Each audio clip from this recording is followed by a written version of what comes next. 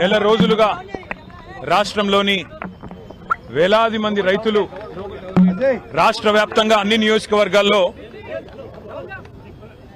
లైన్లలో నిలబడి ఎక్కడికక్కడ సొమ్మసిల్లి పడిపోయే పరిస్థితి, ఎక్కడికక్కడ ఎరువులు దొరకక వ్యవసాయం ఆగమైపోయే దుస్థితి రాష్ట్ర వ్యాప్తంగా కనబడతా ఉన్నది.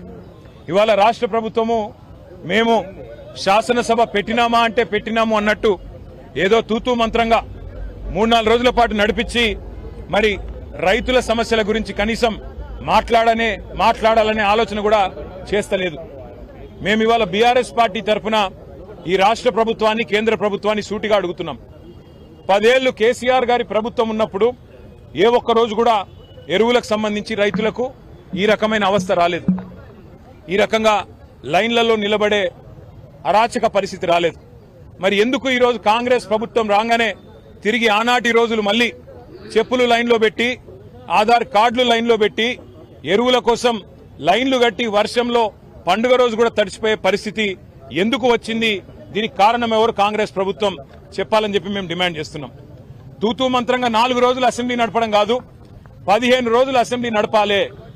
రైతుల అన్ని సమస్యలు, వర్షం అధిక వర్షం వల్ల, వరదల వల్ల ఇవాళ పంట నష్టపోయిన రైతుల గురించి కానీ, ఎరువులు సకాలంలో మీరు ఇవ్వలేకపోవడం వల్ల బ్లాక్ మార్కెటింగ్ కాంగ్రెస్ నాయకులు ఎవరైతే చేస్తున్నారో, యూరియా మాఫియా ఎవరైతే కాంగ్రెస్ నాయకులు చేస్తున్నారో వాళ్ళ వల్ల రైతులు పడుతున్న అవస్థల గురించి కూడా బ్రహ్మాండంగా సుదీర్ఘంగా చర్చించే అవకాశం ప్రభుత్వం ఇవ్వాలి. దాంతో పాటు ఇవాళ రాష్ట్ర వ్యాప్తంగా నెలకొని ఉన్న వ్యవసాయ సంక్షోభం మీద కూడా మాట్లాడే అవకాశం ఇవ్వాలి, చర్చ ఖచ్చితంగా పెట్టాలి.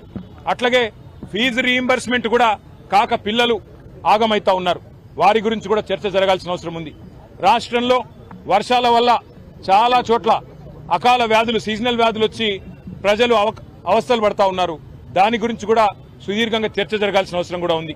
కేవలం 1-2 మీకు అనుకూలంగా ఉండే అంశాలు మాట్లాడుకొని దానిలో మైకు మీద కట్టు కాదు కాబట్టి, మాకు మైక్ ఇయ్యరు కాబట్టి మమ్మల్ని ఇష్టం వచ్చినట్టుగా దూషించి పైశాచికానందం పొందుతామంటే దానికోసం కాదు అసెంబ్లీ సమావేశాలు.